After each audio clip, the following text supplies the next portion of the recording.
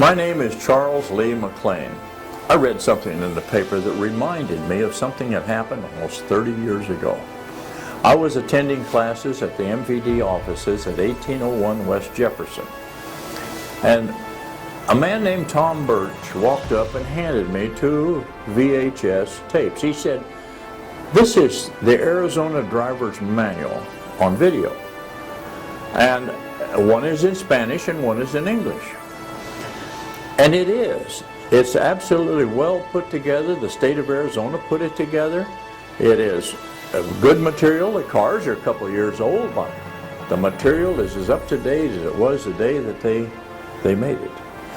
And Tom Birch gave it to me free. I would like to give it to you free. So if you would like your copy, now ABC Drive 272-1908. One viewing. You may have to watch it several times to remember all you will need to know to pass the test. Use the video in whatever way is best for you to learn. You may want to watch a lot of sections in a row, or you may prefer to rewind from time to time to watch a section over again. The Arizona driver's license. Before you can drive, you must get an Arizona driver's license. First, you'll have to apply to the Motor Vehicle Division and pay a fee. You'll need to bring proof of your age. You have 6 months or 3 tries, whichever comes first, to pass all the tests. If you are already licensed in another state, you'll have to give up your old driver's license. If you don't have your old driver's license, you'll need to bring proof that you had a good driving record in the other state.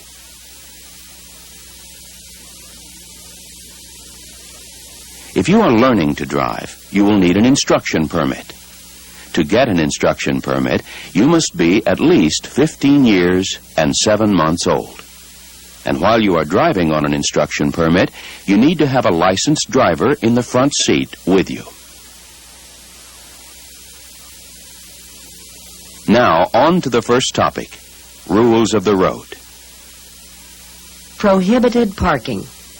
In Arizona, there are rules covering where you may park. You are not allowed to park any place where signs prohibit parking.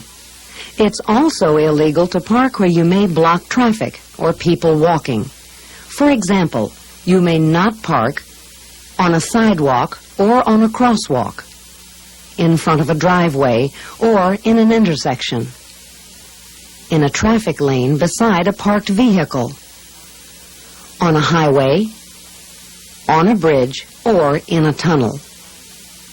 Since parked cars can block drivers' view of traffic, it is illegal to park within 20 feet of a crosswalk at an intersection, within 30 feet of any traffic light, stop sign, or yield sign, or within 50 feet of a railroad track.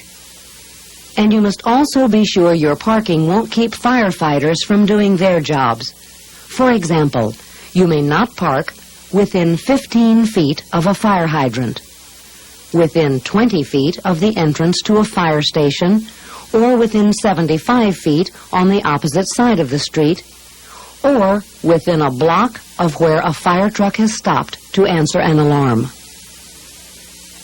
Required stops. Another set of rules deals with places you must stop. Arizona law tells you both when and where you must always bring your vehicle to a complete stop. At intersections, you must come to a complete stop if you have a red light or stop sign. For a stop sign, you must come to a full stop before your front bumper goes past the sign. At a red light, you must come to a dead stop before the front bumper enters the cross street. Many intersections have crosswalks. That's the part of the road pedestrians are supposed to use to cross the street. When you stop at an intersection, you must always come to a complete stop before the crosswalk. Usually, crosswalks are marked by lines, like those shown here, but not always. Some crosswalks are located in the middle of a block. When you approach a mid-block crosswalk, such as a school crossing, you must come to a complete stop if someone is in the crosswalk. You must also come to a complete stop when approaching a school bus that has its stop arm out and stop lights flashing. You may start moving again when the bus starts moving or when the flashing lights stop.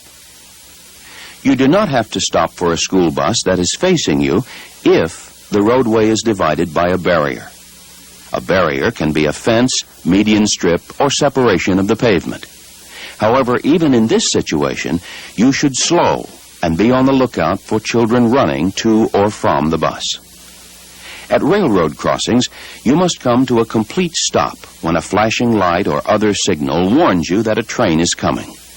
Stop whenever a train is too close for you to cross the tracks safely, and make sure to stop at least 15 feet before the tracks. The law requires some vehicles to stop at all railroad crossings, whether or not a train is coming. Expect school and passenger buses and vehicles carrying flammable liquids, such as gasoline, to come to a stop at all railroad crossings.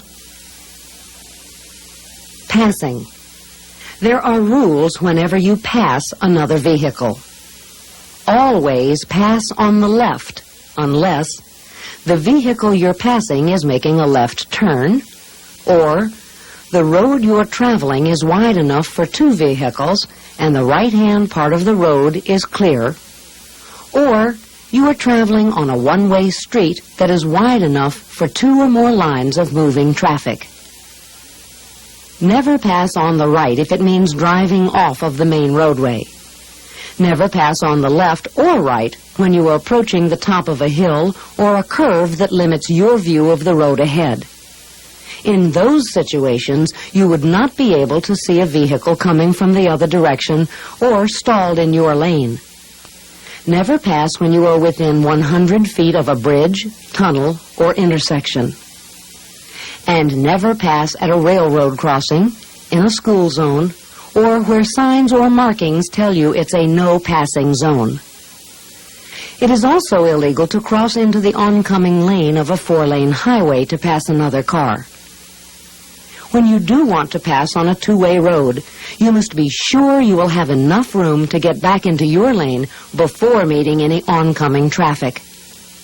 Arizona law requires that you return to your lane before coming within 100 feet of any oncoming vehicle. Right-of-way. When the paths of two or more vehicles will cross, there are rules that specify which vehicles must yield the right-of-way. You must be prepared to yield the right-of-way whenever you enter traffic.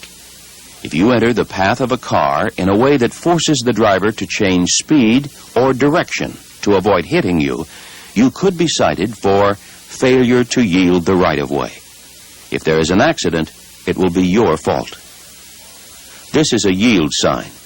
It doesn't automatically require you to come to a complete stop, but you must be ready to stop if the traffic lane you want to enter is so busy that you can't get in without forcing their car to change its speed or direction in order to avoid a crash. Most intersections have signs or traffic lights to show which car must yield the right-of-way. But some intersections have no stop signals or yield signs. In these cases, you must yield the right-of-way to the car that arrives at the intersection first. This same rule, yielding to the car that gets there first, also applies to intersections where every car has a stop sign. If there are no signs or lights, or there is a four-way stop, and you get to the intersection at the same time as another driver, use these rules to figure out who must yield the right-of-way. Generally, the car on the left must yield the right-of-way. If the other car is on your left, you go first. If you are on the left of the other car goes first. If you will be turning left at an intersection, you also have to yield the right-of-way to drivers approaching the intersection from the other direction. When your road comes to an end at the intersection, yield the right-of-way to drivers going through the intersection. When you come to a stop sign, stay stopped until cars that are in or close to the intersection have all passed. Be extra careful before crossing a divided highway. Remember to check both directions for approaching cars, not just the roadway on the near side. Special right-of-way rules apply to emergency vehicles and pedestrians. You must yield the right-of-way to emergency vehicles such as police cars, fire trucks, and ambulances. When these vehicles approach from any direction, you must pull as far to the right as you can and come to a stop. You must stay stopped until the emergency vehicle has passed. You must yield the right-of-way to pedestrians walking across the street at crosswalks. Remember, there really are crosswalks at every intersection, whether or not they are marked. When you are driving out of a driveway, alley, or building, stop before you reach the sidewalk. You must give the right-of-way to pedestrians. Stop again before reaching the street. You must give the right-of-way to vehicles in the street. And you must always yield the right-of-way to legally blind pedestrians, wherever they are walking. Legally blind pedestrians usually carry a white-tipped or metallic cane. Sometimes they are assisted by a sighted person or by a guide dog. The most important thing to remember about right-of-way is this. Even when you have the right-of-way, you must yield it to other vehicles when it is necessary to prevent an accident. If you don't do everything you can to avoid an accident, you can be found at fault, even if the other driver was supposed to yield. Signal lights. Let's review traffic signals and what they mean. A red light means stop, and stay stopped until a green light comes on and the crosswalks and intersection are clear. At most intersections, you are allowed to make a right turn at a red light after first coming to a complete stop. Before turning, you must yield to all pedestrians and to all intersecting traffic. A sign like this means you are not allowed to turn right on a red light. You may also make a left at a red light if you will turn from a one-way street into another one-way street. Again, you must come to a complete stop and yield to pedestrians and traffic. A flashing red light means come to a complete stop and proceed only when it is safe. Follow all right-of-way rules. A green light means go. If you are waiting at the intersection when the light turns green, you must make sure all vehicles and pedestrians are through the intersection before you may go. Before going through a green light, check to make sure no vehicles which could cross your path are entering the intersection. Remember, a green light is not a guarantee of safety. It won't protect you from someone who runs a red light. A yellow light warns you that the signal will soon turn red and you should be ready to stop. If you can stop before reaching the intersection, you should do so. Remember, if you decide to beat the light and it turns red before you enter the intersection, you could get a ticket. A flashing yellow light means proceed with caution. You may go through the intersection without stopping, but you must slow down to watch for other vehicles which may also be entering the intersection. A colored arrow means the same thing as a colored light, but only for the direction it is pointing. In other words, a green arrow means you may go, but only in the direction shown by the arrow. A yellow arrow means you can still go in the direction the arrow is pointing, but you must proceed with caution, because you are about to lose the right-of-way. Traffic signs. There are many types of traffic signs. You must know what each one means. Often the shape of the sign alone tells what kind of information is written on the sign. For example, signs this shape always mean stop. This shape always tells you that when entering or crossing a roadway, you must yield the right-of-way to vehicles on that road. This shape tells you that you are coming to a school crossing and should approach it with caution. Round signs warn that you are coming to a railroad crossing. X-shaped signs are posted right at the railroad crossing. This diamond shape warns of a hazard ahead or nearby. Rectangular signs contain a variety of information. They may tell you the number of miles to the next town, regulations such as the speed limit, or show the proper traffic lanes for turns. This pennant-shaped sign is found on the left side of a two-way road. It tells you that you are in a no-passing zone. Sometimes the shape of the sign alone is... This video is yours to keep. Compliments of ABC Driving School. Thank you for considering us for your instructional needs. ABC Driving School, 602-272-1908. A bridge or obstruction ahead is pretty low, limiting your overhead clearance. This sign says there is only 11 feet and 9 inches from the ground to the underside of the bridge. The road ahead gets slippery when wet. A steep or long hill is ahead. The road will become a divided highway. The divided highway will no longer be divided ahead. You will have to move to the right to go around an obstruction. The road will change to a two-way street with traffic coming from the opposite direction.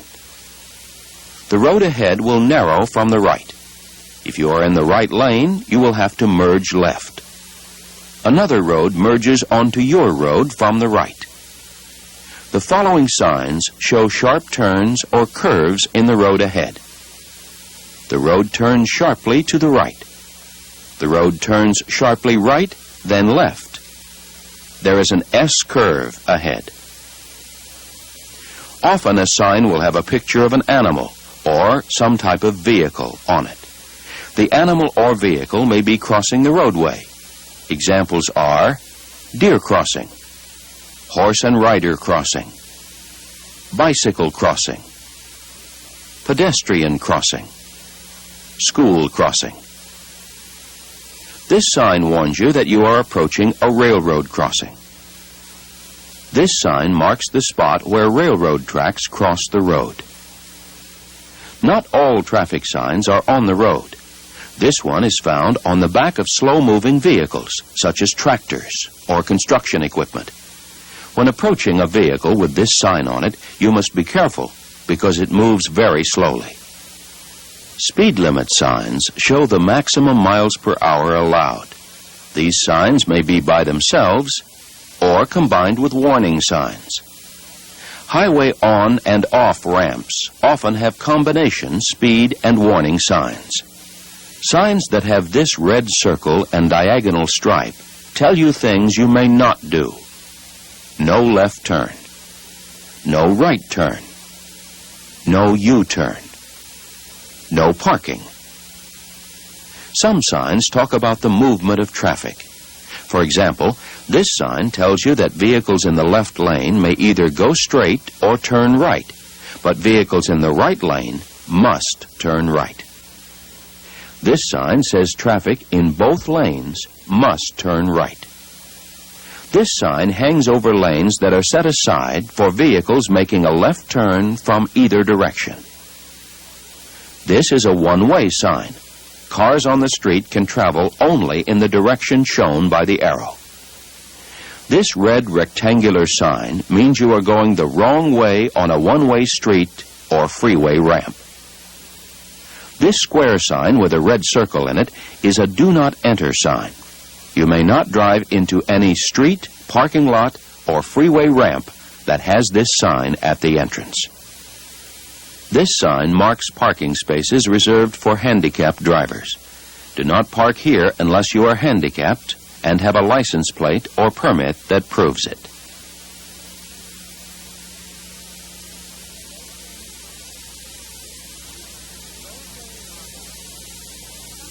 Roadway markings. Sometimes information for drivers is painted on the road. You must be able to understand what these markings are saying. A yellow line on the roadway separates lanes that travel in opposite directions. A white line separates lanes that travel in the same direction. A solid line on your side of the road means it is illegal and unsafe to pass. A dashed line on your side of the road means you may pass, but only if it is safe to do so. When there are two solid yellow lines between lanes of two-way traffic, then neither you nor people coming in the other direction may pass. Diamond shapes painted on the road tell you that there are special rules about who may use the lane or when it may be used. These rules usually appear on a sign along the side of the road. If you can't tell for sure who's allowed to use the lane, it's best to stay out of it. Lane markings like this show that you are in a two-way left turn lane. This lane is used by vehicles making a left turn from either direction. Parking. Whenever you park, it is your duty to make sure the car will not move. Make sure your transmission is in park and your parking brake is set. If your car has a manual transmission, put it in first gear. When you park on a hill, you also should use your tires to help your vehicle stay put. When you park next to a curb with the car facing uphill, turn your front wheels toward the street. This way, if your car starts to roll back downhill, the curb will help hold it in place once the front tire makes contact. When you park facing uphill and there is no curb, turn your wheels toward the side of the road. This way, if your car begins to roll, it won't roll into the street. When you park facing downhill, turn your wheels away from the road. If there is a curb, it will help hold your car. If there is no curb, at least your car won't roll into the road. Safe driving practices. The first section dealt with rules that have been made up to help keep people out of one another's way. There are also rules that no one made up. They result from the laws of nature. One of these laws involves speed. The faster you go, the longer it takes to stop, and the harder it is to turn. This leads to rules about how fast you can go. Out on the interstates where there is plenty of room to stop or turn, the speed limit is generally 65 miles an hour. On other highways where there isn't quite so much room, it's 55 miles an hour. In business or residential areas where you may have to stop quickly, it's 25 miles an hour. And in school zones where you may have to stop real fast, it's 15 miles an hour. Those are the general speed limits. Lower speeds may be set in certain... Thank you for participating with ABC Driving School.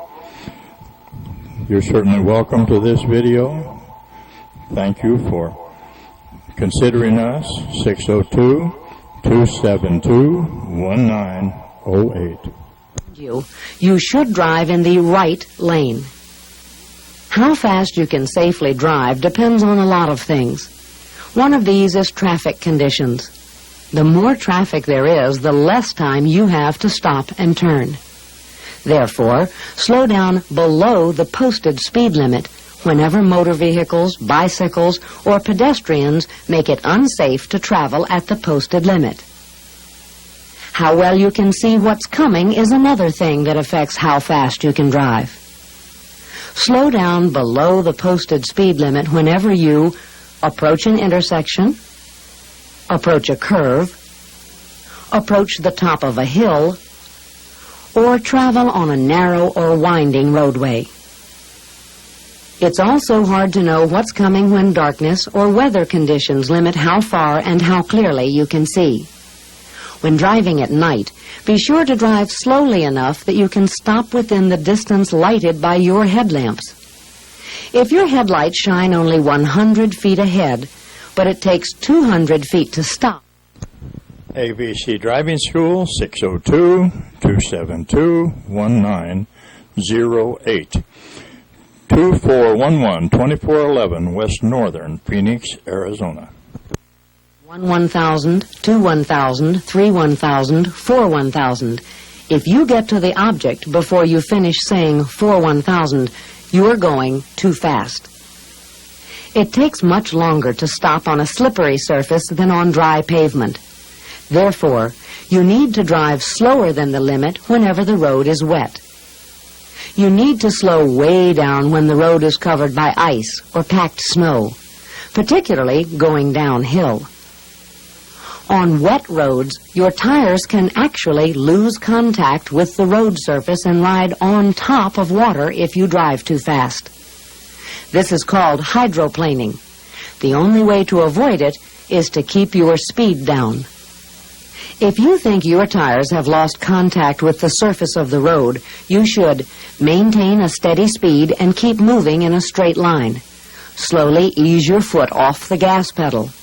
Keep the steering wheel straight. If you must turn, do it slowly and no more than necessary. If you must use your brakes, apply them gently. If you start to skid, release the brakes and apply them gently again. Don't try to stop or turn until your tires are gripping the road again.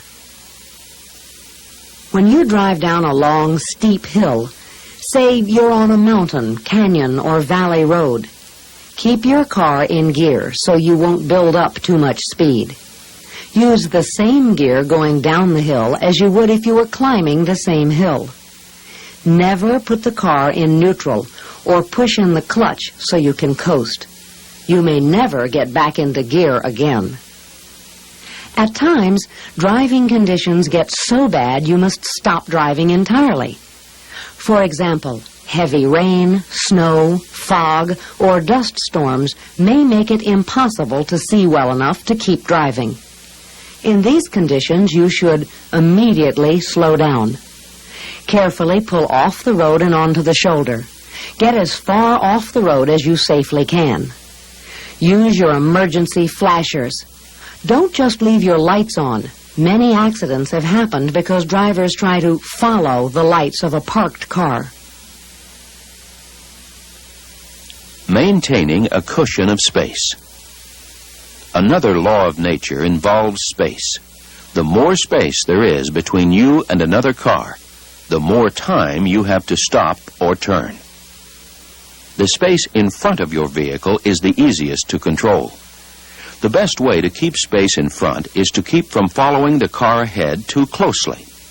Stay at least 2 seconds behind the vehicle ahead. Here's how to figure out if you are 2 seconds behind. Find a marker up ahead, a sign or something that is not moving. When the vehicle ahead passes the marker, start counting 1 1,000, 2 1,000. If you reach the marker before you finish saying 2 1,000, then you are less than 2 seconds behind. Drop back and try counting again. If you have a 2-second following distance and someone pulls in front of you, drop back to make a new 2-second following distance. 2 seconds is usually a safe following distance under normal conditions. Sometimes you will need a larger following distance. For example, when driving on slippery roads, when carrying or towing heavy loads, when following motorcycles, when the driver behind wants to pass you, when following drivers who cannot see directly behind them, when large vehicles ahead block your view. A special following distance law applies to fire trucks. You must stay at least 500 feet in back of them when they are responding to an alarm. Keeping space open to the sides of your car is just as important as keeping space ahead. It's a little harder to keep space to the sides, though. Here are some ways to keep those side cushions in place.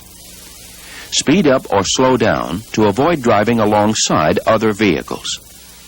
If someone is passing you on a two-way road with only one lane in each direction, slow down if possible. Give the driver room to pull in ahead of you. This is courteous and a good way to protect your cushion of space up front. Never speed up when being passed. Keep away from oncoming cars. When conditions allow it, drive in the right lane, far away from oncoming traffic. When possible, change lanes to let other vehicles enter a freeway more safely. Watch for other vehicles at freeway exits. Some drivers may swerve at the last minute to get off at an exit, or some drivers may swerve from an exit lane back onto the highway. Be careful near parked cars. Pedestrians may dart out from between them. Doors may open suddenly, or a car may suddenly pull out. When there are hazards on both sides of a road, try to split the difference by steering midway between each hazard. If one hazard is more dangerous than the other, give the bigger danger more room. Sometimes you can separate hazards by changing speeds. This lets you take them one at a time.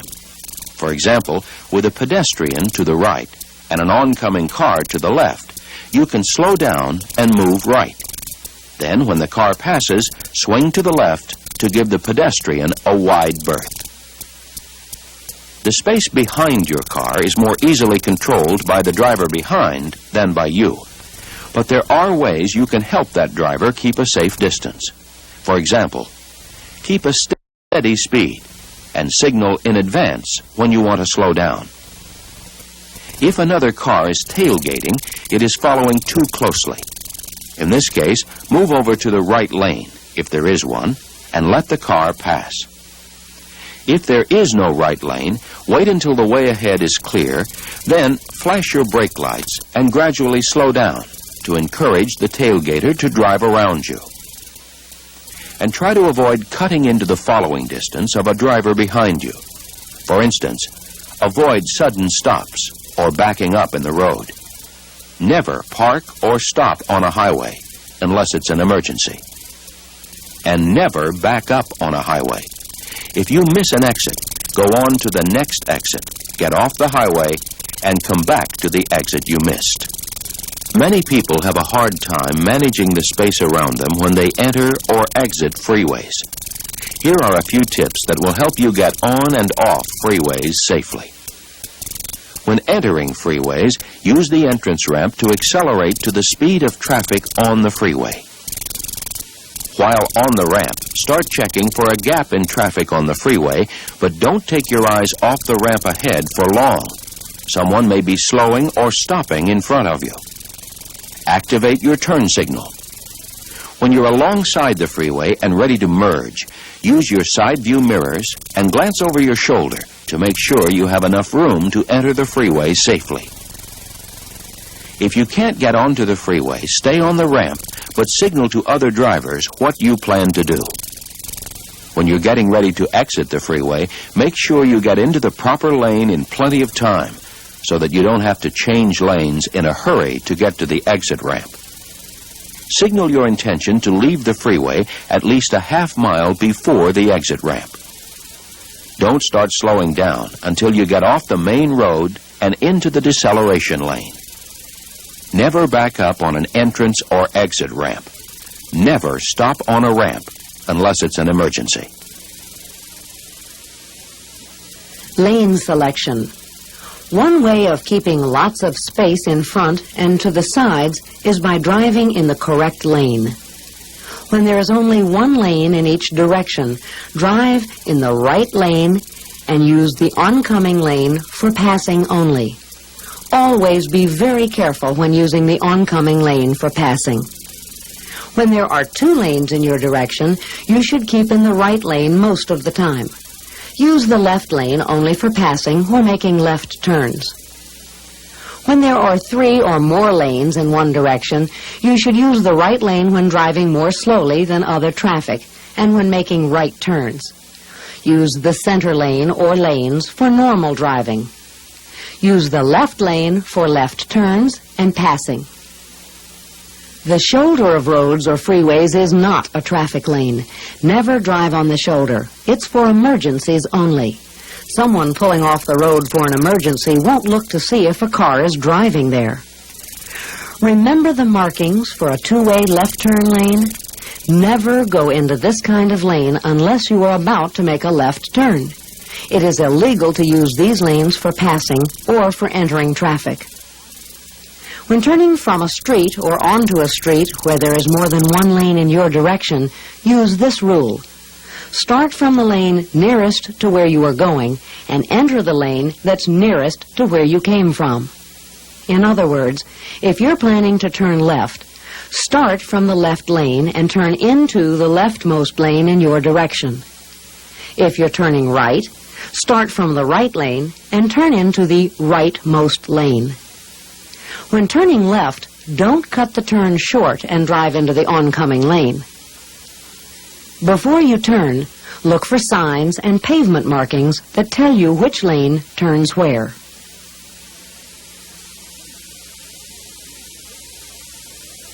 Communication.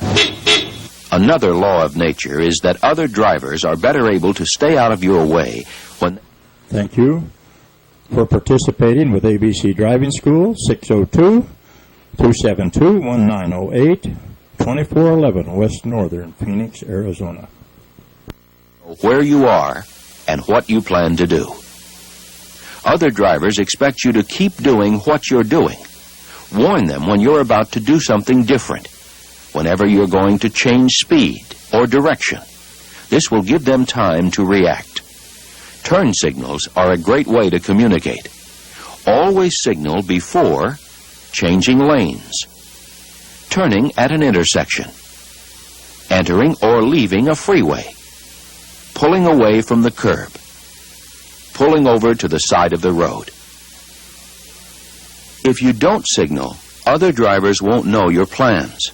This could result in an accident. Here are some important rules about signaling direction changes. Get into the habit of signaling every time you change direction. Signal even when you don't see anyone else around. It's the car you don't see that is most likely to hit you. In heavy traffic, use signal lights and hand signals. A hand signal may be seen by drivers who for some reason cannot see your lights. This hand signal means you are about to turn left. This hand signal means you are about to turn right. Signal as early as you can. Signal at least 3 or 4 seconds before you make your move. If you are planning to turn at an intersection, start signaling about a half a block away. If you plan to turn just beyond an intersection, do not signal until you are actually at the intersection. If you signal earlier, another driver may think you're turning at the intersection and might pull into your path. On very gradual turns, your car's turn signals may not turn themselves off. After making a gradual turn or lane change, be sure your turn signal is off. Turn it off if it hasn't turned off by itself. If you don't, other drivers might think you're going to turn and pull into your path. In addition to communicating your plans to change direction, you must also communicate your intention to slow down or make an unexpected stop. If you are going to stop or slow down where another driver would not expect it, tap your brake pedal 3 or 4 times quickly, or give this hand signal. Use these signals before slowing down for something ahead that the driver behind you may not be able to see. Before slowing to turn off a highway which has no slow-down lane. Before slowing to park or to turn into a driveway. This is especially important when turning just before an intersection. Drivers behind you are likely to expect your turn signal to mean you will turn at the intersection. In addition to letting people know what you are going to do, you must let them know where you are. One way to make sure drivers know where you are is to avoid driving in their blind spots. Every vehicle has blind spots on either side. The blind spots are located in the areas too far forward to see in your mirrors and too far back to see out of the corners of your eyes. It's hard for other drivers to see your car if you are hiding in one of their blind spots. If you are in someone's blind spot, speed up or slow. ABC Driving School. Welcome to ABC Driving School, 602-272-1908. On rainy, snowy, or foggy days, it's often very hard for others to see your car. On gray days, cars seem to blend into the surroundings. In these conditions, headlights make your car easier to see. Turn on your headlights when it first begins to get dark. And be sure to use the correct lights. If you're moving, the correct lights are your headlights. Parking lights are for parked cars only. The easiest rule is to turn on your headlights whenever you are having trouble seeing other cars. If you're having trouble seeing them, chances are the other cars are having trouble seeing you. Just because someone can see you doesn't mean that they will. People cannot see you unless they are looking your way. Your horn can get their attention. Use it whenever it may help prevent an accident. If there is no clear danger, a light tap on the horn should be all you need. Give your horn a light tap as you near someone riding a bike or when you see someone walking close to the roadway. As you start to pass a driver who may be considering passing the car in front of him. When approaching a driver who does not seem to be paying attention or who may be having trouble seeing you. Or when coming to a place where you cannot see what is ahead, such as at a blind turn, steep hill, or sharp curve. If there is a real danger, don't be afraid to sound a sharp blast on your horn. For example, use your horn loudly when a child is about to run into the street, when another car is in danger of hitting you, or when you have lost control of your car. If your car breaks down on or near the highway, be sure that other drivers can see your car. Many accidents occur because a driver fails to see a stopped car. If you are having car trouble and must stop, follow these rules. If possible, pull off the road, all the way out of the traffic. Turn on your emergency flashers to show you are not moving. If your car doesn't have flashers, use your turn signals instead. At night, turn on your inside lights. Lift the hood and tie a white cloth to the antenna or door handle to signal an emergency. If you can't get completely off the road, stop where people have a clear view of your car from behind. Do not stop just over a hill or just around a curve. Give other drivers plenty of warning. Carry emergency flares and set them out 200 or 300 feet behind your car. This gives other drivers enough room to change lanes. If you don't have emergency flares, stand by the side of the road, not in the road, and wave the traffic around. Use a white cloth or flag if you have one, but be sure not to stand in the road. Seeing. One more law of nature is that you can't see what you're not looking at. Most of what you do in driving is based on what you see. Therefore, in order to be a good driver, you need to be looking in the right place at the right time. One rule of seeing well is keep your eyes on the road. Don't let yourself get distracted. If you want to look at a road map or find a cassette tape in the glove compartment or look for something you've dropped, don't do it while you're driving. Wait until you've stopped. Don't try to change clothes, put on a safety belt, or discipline children while you're driving. If you must do these things, pull over to do it. Don't be distracted by things outside the car either. When you pass an accident or a local attraction, keep your eyes on the road where they belong. Too many drivers look only at what's happening right in front of their car. If you do this, you won't see what's happening further ahead that could affect you.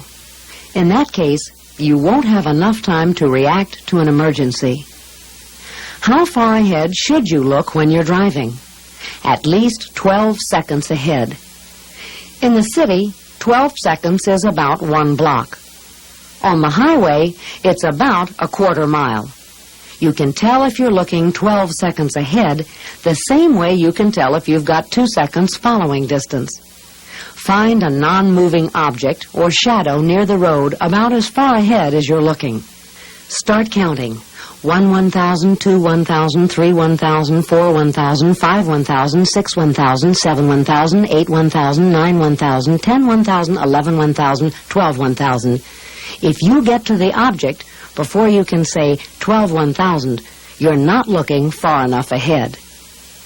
Look to both sides of the road ahead for possible hazards. If someone is about to step into your path, or if a car happens to drive through a stop sign and enter your path from a side street, you will be better able to do something about it if you're looking for it. At railroad crossings, slow down and look for approaching trains, even when warning lights are not flashing.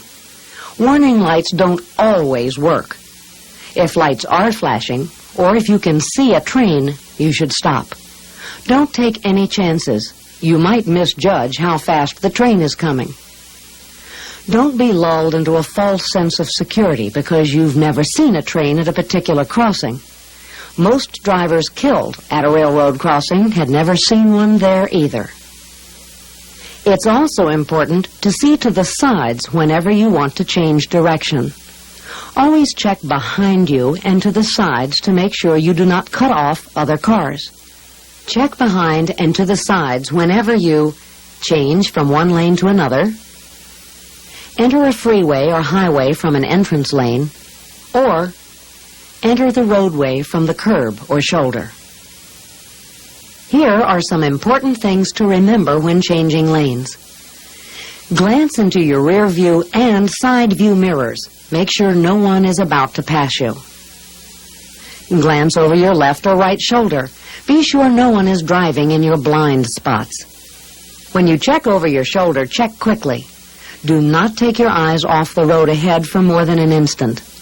The car ahead of you could stop suddenly while you're checking over your shoulder. Check the lanes on the other side of the lane you intend to move into. Someone in another lane may be planning to move into the same spot you want.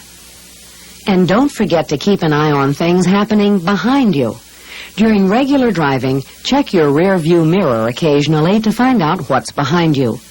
If an emergency came up, you might not have time to look then. Always be sure to check behind you when you get ready to slow down for a turn, exit ramp, or stoplight. This is the best way to protect yourself from rear-end collisions from drivers who are not paying attention. And always take a good look behind you when you are backing up. It's not enough to look in your mirrors. To see everything that's behind you, you have to turn around and look over your right shoulder. To see everything you need to see, you must make sure your car is set to give you a clear view. Before you drive, adjust your seat and mirrors. Wear glasses if necessary. Keep windows and mirrors clean. Bright sun or headlights cause glare on a dirty windshield and make it hard to see. Carry a rag and window cleaner so you can clean your windshield whenever it needs it. Don't drive when cargo or passengers in your car block your view of any area around your car. Turn on your headlights whenever it begins to get dark or when weather conditions make it harder to see. Use your high beams whenever possible during night driving. High beams let you see further down the road. And since you can see further down the road, you can drive a little faster than with low beams and still be able to stop in time for something blocking the road ahead. Just as you need to see well, so do other drivers. Don't blind them with your headlights. Dim your high beams whenever you meet an oncoming vehicle or when you approach another vehicle from behind. The law requires you to dim your lights when you are within 500 feet of another vehicle. You should also dim your high beams when driving in fog, snow, or heavy rain. Under these conditions, high beams reflect back at you, making it actually harder to see because of the glare. So use only low beams in fog, snow, or heavy rain. If you meet a car with its high beams on, flash your high beams on and off once. This will signal the other driver to dim his lights. If the other driver still doesn't switch to low beams, do not put your high beams on just to get even. This will only make things worse. Blinding the other driver leaves two people unable to see where the traffic is. Driving emergencies. The last section dealt with rules for safe driving, for handling speed and space, for making sure others see you, and making sure you see others. If you do these things well, you will seldom get into trouble. However, even the safest drivers can find themselves in a tight spot. Handling these emergency situations is what the next section is all about. Once in a while, through inattention, the right wheels will drop off the pavement. Or, to avoid a collision, it may be necessary to drive completely off the road. When this happens, the thing to do is steer straight ahead. Do not apply the brakes. Ease off the gas and slow down gradually. Stay off the road as long as you can and slow down as much as possible. It is easier to turn back onto the road at lower speeds. When you turn back onto the road, turn the wheel sharply back onto the pavement. Be prepared to turn the wheel sharply back in the other direction as soon as both right tires are on the pavement. If you don't, you're likely to find yourself in the oncoming lane before you know it. Skid recovery.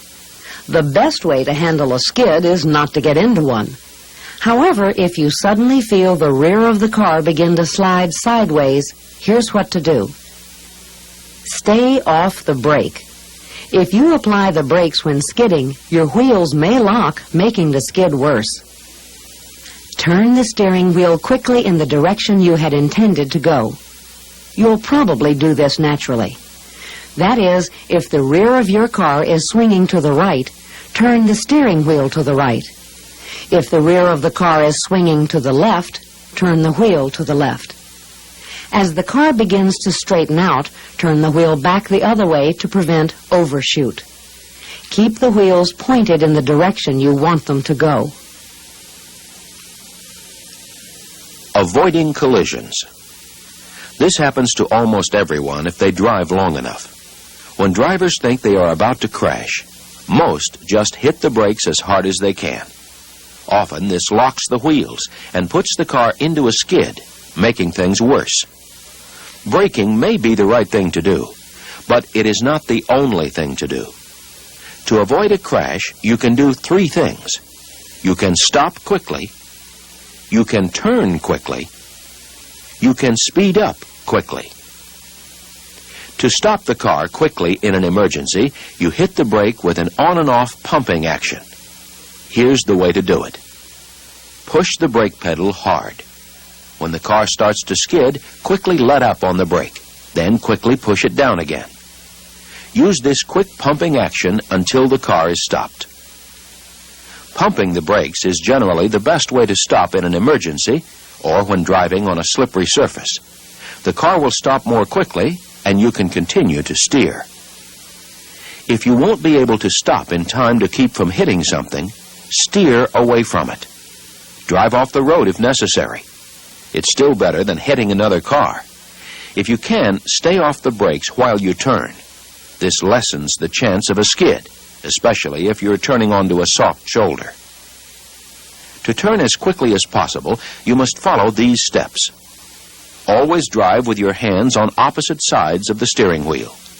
This position lets you turn the wheel the greatest distance in the shortest time. To avoid something, turn the wheel halfway around in the direction you want to go. As you pass the obstacle, turn the wheel all the way around in the other direction to get back into your lane. As you return to your lane, turn to straighten the wheel. Remember, once you have turned away from something, you must be ready to turn back again quickly. Many people steer away from one crash only to end up in another. Sometimes you have to speed up to avoid a crash. This may happen when another car is about to hit you from the side or from behind. In a car with a manual transmission, shift quickly into a lower gear and push the gas pedal to the floor. If the car has an automatic transmission, just push the gas pedal to the floor. Head-on collisions. This is the kind of emergency you will probably never face. But if you do, you'll have to react quickly. First, honk your horn. If the driver has drifted into your lane because he's dozing, distracted, or drunk, his first reaction would be to swerve back into his own lane. Second, pull to the right as far as you can. Even if you get hit, it will be a glancing blow. Anything is better than a head-on collision. Car emergencies. One emergency that can be very dangerous is a tire blowout. The way tires are made these days, blowouts are not very common. But if a tire does blow out, here's what to do. Hold the steering wheel tightly and keep the car going straight. Slow down gradually. Take your foot off the gas pedal slowly. Do not apply the brakes. If you do, the car may begin to skid. Let the car slow to a stop. pulling off the road just before it comes to a stop. Apply the brakes only when the car is almost stopped. Brakes seldom stop working all of a sudden. If they do, it's usually because you are low on brake fluid. If this happens, pump the brake fast and hard several times. Sometimes this will build up enough brake pressure to stop the car. If that doesn't work, apply the parking brake slowly, but hold the brake release button or lever so you can let off the brake if the rear wheels lock and you begin to skid. If that doesn't work, shift to low gear. Look for a place where you can slow to a stop. Sometimes you may not be able to wait until the car slows to a stop. For instance, you might be on a steep hill, or you might be about to hit something. If you need to slow down in a hurry, look for something on the side of the road to slow you down. For example, try rubbing against a guardrail, scrubbing your tires against the curb, or driving through bushes. If there's no way to stop in time, look for an escape path. It's better to go off the road and damage property than to hit a moving car or pedestrian. When you finally come to a stop, make sure the car is off the roadway. Stopping in traffic might cause an accident. After the car has stopped, call for help. Don't try to drive the car to a garage. Sometimes a car will stall as you slow down to go around a corner. If you have power steering and power brakes, the car may be hard to control. If this happens, pull extra hard on the wheel with both hands to make sure you get around the corner. Stop the car, pushing extra hard if your car is equipped with power brakes. It can be real scary if the headlights suddenly go out while you're driving. If this happens, try the dimmer switch. That will often restore them. Try the headlight switch a few times. If that doesn't work, put on the parking lights, emergency flashers, or turn signals. Anything to get a little extra light. Pull off the road as quickly as possible and leave the emergency flashers on. If your gas pedal sticks, keep your eyes on the road. Quickly shift to neutral. Pull off the road as soon as you can. As you bring your car to a stop, turn off the engine. If your hood flies open, slow down.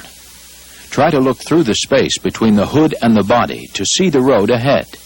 If you can't, put your head out the window and look forward around the side of the hood.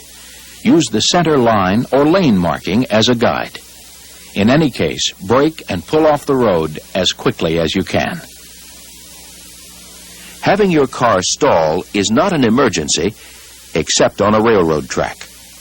Should this ever happen, and you see or hear any sign of a train, get out of the car and get as far away from the tracks as you can.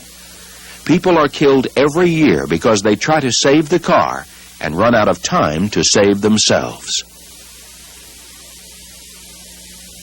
Accident procedures. Even the best drivers occasionally have accidents.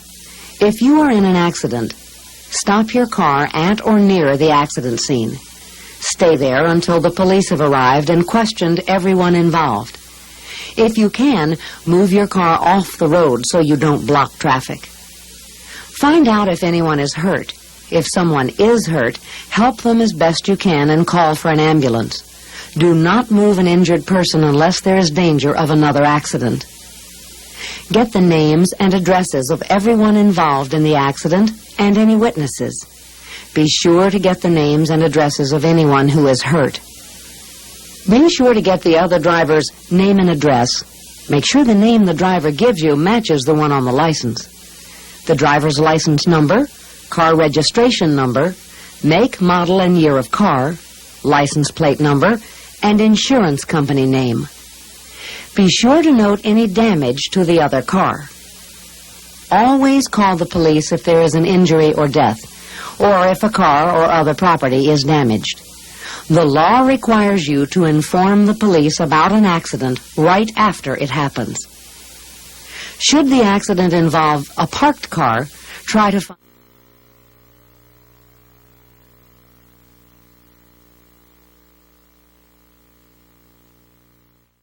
Notify your own insurance company at once. Give complete information about the accident. ABC Driving School, 602-272-1908, ABC Driving School. Being in shape to drive. To react quickly and skillfully in emergencies, such as the ones we've just described, you need to be in good shape. That's the topic of this last section of the video. Drinking and driving. Being in shape means being sober. Alcohol is this country's #1 killer. Over half of all fatal highway crashes involve drinking and driving. In a typical year, that adds up to about 25,000 people. That's more than the entire population of Prescott, Arizona. Anyone who drives after drinking should know the following laws. If you hold an Arizona driver's license, you must take a breath, blood, or urine test if police ever suspect that you have been driving under the influence of alcohol or other drugs. If you take a breath, blood, or urine test and fail it, you can be charged with driving under the influence of alcohol. Even if you pass the test, you may still be considered to be driving under the influence if there is evidence that you've had enough alcohol to affect your ability to drive safely. If you refuse to take a breath, blood, or urine test, the Motor Vehicle Division will automatically suspend your license for 1 year. If you go to court for a first offense and are convicted of driving under the influence, you can be sentenced to at least 24 continuous hours in jail, fined at least $250, and have your license suspended for 3 months. To understand why the law is so tough, it helps to know why alcohol makes driving so dangerous. When you drink, alcohol goes to your stomach, where it is absorbed into the bloodstream. The blood brings it to your brain. Once in the brain, alcohol affects driving in 3 ways. One of the earliest effects of alcohol is to harm your judgment. Your ability to make good decisions gets worse. When that happens, you're more apt to take risks. You may drive too fast or be less alert. Worst of all, you don't have the judgment to realize that alcohol has affected your driving. Second, alcohol affects your coordination, your ability to handle a car.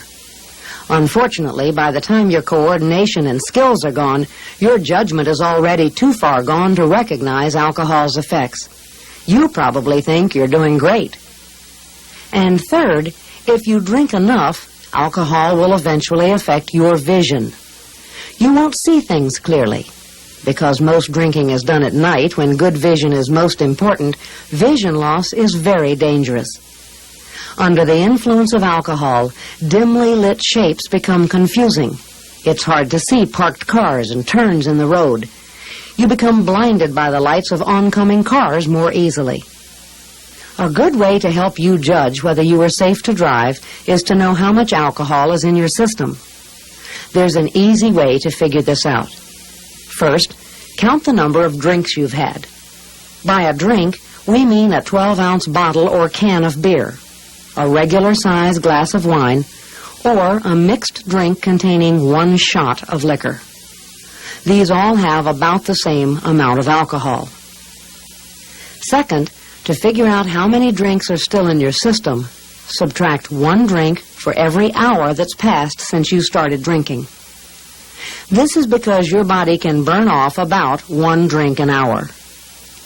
For example, if you started drinking 2 hours ago and had 5 drinks in that time, the number of drinks in your system would be the 5 drinks you've had minus 2 drinks that your body has burned off since you've started drinking equals 3 drinks still in your system. This shows that how fast or slow you drink is just as important as how much you drink. Let's say that you've been at a party for 3 hours, and in that time you've had 8 drinks. How many drinks would you have in your system? After 8 drinks, over 3 hours, you would have about 5 drinks left in your system. If you are a person of average size, 5 drinks in your system is enough to put you over the legal limit.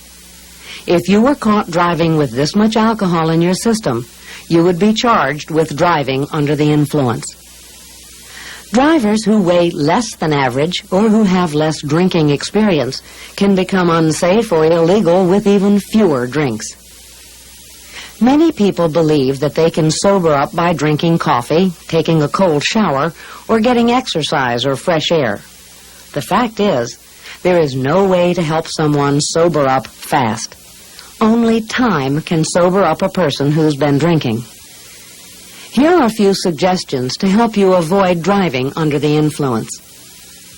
If you plan to drink, set a limit on the number of drinks you will have, and stick to that limit. Don't change your mind just because you don't feel drunk when you reach your limit. Remember, after 1 or 2 drinks, people lose the good judgment to tell what kind of condition they're in. Sometimes it's easier to limit the amount of alcohol in each drink than to limit the number of drinks.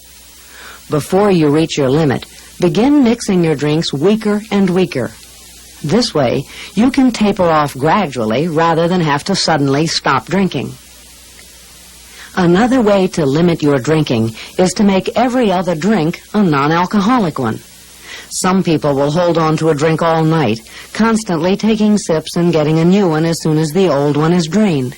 But by alternating alcoholic drinks with non-alcoholic drinks or freshening drinks with straight mixer, you lower your chances of accidentally getting smashed. Getting involved in activities such as dancing or games will give you something to do with your hands besides hold on to a drink.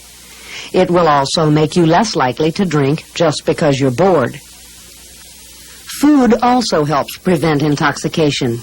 Eating gives you something else to do besides drink, and it also slows the rate at which alcohol enters your system. A good way to keep from driving under the influence is to let somebody else do the driving. People who go to parties can ride together. Just make sure the one who does the driving agrees not to drink. If there is no one else to share the driving, call a taxi cab. Other drugs and driving. There are many drugs other than alcohol that also affect your mind and your physical abilities. They also, therefore, affect your ability to drive. When using any drug, even ABC Driving School, 602-272-1908, Phoenix, Arizona. ABC Driving School. medicines, such as throat lozenges, cough and cold remedies, and allergy medicine. Before taking these drugs, find out how they may affect your alertness and therefore your ability to drive well. Prescription drugs can also influence your ability to drive. Before taking any prescription drug, make sure you know how much you're supposed to take, how often, and what possible side effects to expect. Illegal drugs, such as marijuana or cocaine, contribute to many traffic accidents. Research has shown that all illegal drugs in some way make it harder to drive safely. Any drug that changes your judgment, perception, or alertness poses a risk when driving. And remember, driving under the influence of illegal drugs isn't just unsafe, it's illegal. The combination of illegal, legal, or even over-the-counter drugs with alcohol can be dangerous and unpredictable. Don't drink after taking medicine, especially if you know you will be driving. Driving and fatigue. Lots of people have heard about accidents that happened when someone fell asleep at the wheel. Even if you never actually do fall asleep at the wheel, your chances of having an accident are greater if your alertness and reactions are dulled because you're tired. Here are a few tips to help you fight fatigue. Begin long trips in the morning, preferably before morning traffic begins. If you leave later in the day, you'll lose the daylight hours when driving is safest. Also, by starting fresh, you will be able to drive longer before you get tired. Schedule stops in advance. Decide ahead of time what is a reasonable distance to drive in one day. Find a place to stay and call ahead for a reservation. To help keep from getting tired on the road, you should stop at least once every 2 or 3 hours to take a break. Rotate drivers every few hours to help keep drivers from getting tired, and avoid driving more than 8 hours a day. Stop before evening rush hour traffic. Avoid driving at dusk or in darkness, the most dangerous and tiring times to drive. Once you begin feeling tired, the only thing that can help is sleep. At the first sign of drowsiness, start looking for a safe place to pull over and stop. Remember, the alternative could be falling asleep at the wheel. Driving and emotions. Many drivers let their feelings affect how they drive. This is dangerous because you may not always be able to control your emotions. At least try to understand the effect your feelings may have on your driving. Then take steps to see that they don't make you a dangerous driver. For example, if you are often impatient or always in a hurry, try to allow extra time to get places. Leave 5 or 10 minutes early. If you get angry, try to work off your anger before you get behind the wheel. If you've got a lot on your mind, try not to think about your problems when you're on the road.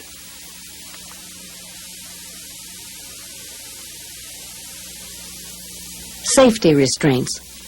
Of all the things that you can do to protect yourself when you drive, the best thing is to wear your safety belt. Here's why. If you get in an accident, safety belts help keep you inside the car. People are not better off if they are thrown clear of the car. Studies show your chances of living through a crash are about 5 times greater if you stay inside the car. At the time of impact, safety belts will help keep you from being thrown against hard surfaces, such as the steering wheel. When your car stops suddenly, everything in your car that is not tied down keeps traveling at the same speed until it hits something. If your car stops suddenly at 30 miles an hour and you are not wearing a belt, you will hit the steering wheel, windshield, or dashboard at 30 miles an hour. Many people mistakenly believe that at 30 miles an hour they could brace themselves to prevent injury in an accident. To understand what this is like, imagine riding a bicycle as fast as you can into a brick wall. Could you brace yourself? Safety belts help you keep control of your car. If you have to steer quickly in an emergency, or if your car is struck from the side, your body will tend to slide across the car. It is almost impossible to control the car if you're struggling just to stay behind the wheel. For this reason, safety belts can actually prevent further damage after the first collision. Some people are afraid safety belts will trap them in a burning or sinking car. The fact is, cars hardly ever burn or sink in a crash. Even in the unlikely event that you are in this type of accident, you will be better off belted to your seat. Safety belts help keep you from being knocked unconscious, and you have to be conscious to get out of the car. Safety belts are just as important for children as they are for adults. An approved safety seat is required by Arizona law for any child 4 years old or less, or weighing 40 pounds or less. Review questions. We will now ask you several review questions. All the questions concern information that was presented. This video is yours to keep. Compliments of ABC Driving School. Thank you for considering us for your instructional needs. ABC Driving School, 602-272-1908. You will be able to pass your license test. The questions you are about to see are shown in a way that looks very much like the Arizona video license test. But the questions here are not the same questions that will be on your test. Question 1. If you are driving with an instruction permit, you must have a licensed driver in the front seat with you. You must have a licensed driver somewhere in the vehicle. You do not need to have a licensed driver in the vehicle. Question 2. A yellow stripe in the road separates lanes that go in different directions. Separates lanes that go in the same direction. indicates you are in a no passing zone. Question 3. A sign this shape means you are coming to a school crossing, you are coming to a railroad crossing, you are coming to a stop sign. Question 4. This sign means there is an S curve ahead. There is a steep hill ahead. The road is slippery when wet. Question 5. In city traffic, you should be looking ahead 2 car lengths, 1 block, a quarter mile. Question 6. This hand signal means you will slow or stop. You will make a left turn. You will make a right turn. Question 7. If your car breaks down on the road, you should put out flares as close to your car as possible, at least 50 feet behind your car, at least 200 feet behind your car. Question 8. If you drink 6 drinks in 2 hours, how many drinks will be in your system at the end of the second hour? 2 drinks? 3 drinks? 4 drinks? Question 9. Which contains the most alcohol?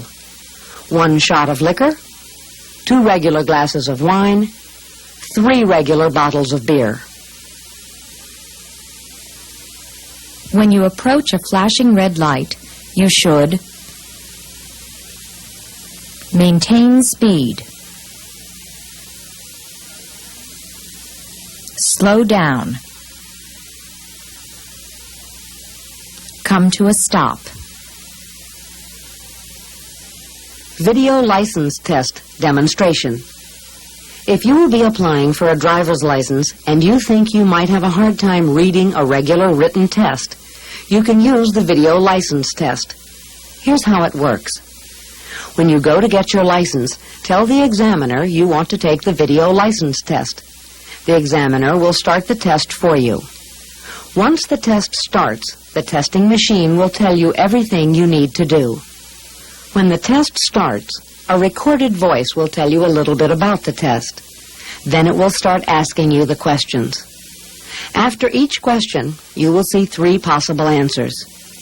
If you've learned the information in this video, you will know which answer is the correct one. The machine will ask the question again. Then you will see the 3 possible answers again. Each answer will be in a corner of the video screen. Touch the picture that goes with the answer you think is correct. If you're not sure and you want to hear the question again, touch the red arrow in the upper left corner of the screen. The machine will go back and start that question over. You will now see an entire question, just as you would see it on the test screen. Of course, your screen can't tell which picture you've touched, but the test machine can. After you've answered the question, the machine will automatically go on to the next question. The driver of this school bus is required to come to a stop when it comes to a flashing yellow light, when coming to a railroad crossing, when approaching a school zone. The driver of this school bus is required to come to a stop when it comes to a flashing yellow light, when coming to a railroad crossing, when approaching a school zone. Touch the answer you have chosen. If you wish to review the question, touch the red arrow. The machine will tell you when the test is over. Then, tell the examiner you are finished. The examiner will tell you whether you passed the test. This concludes the Arizona Video Driver Manual.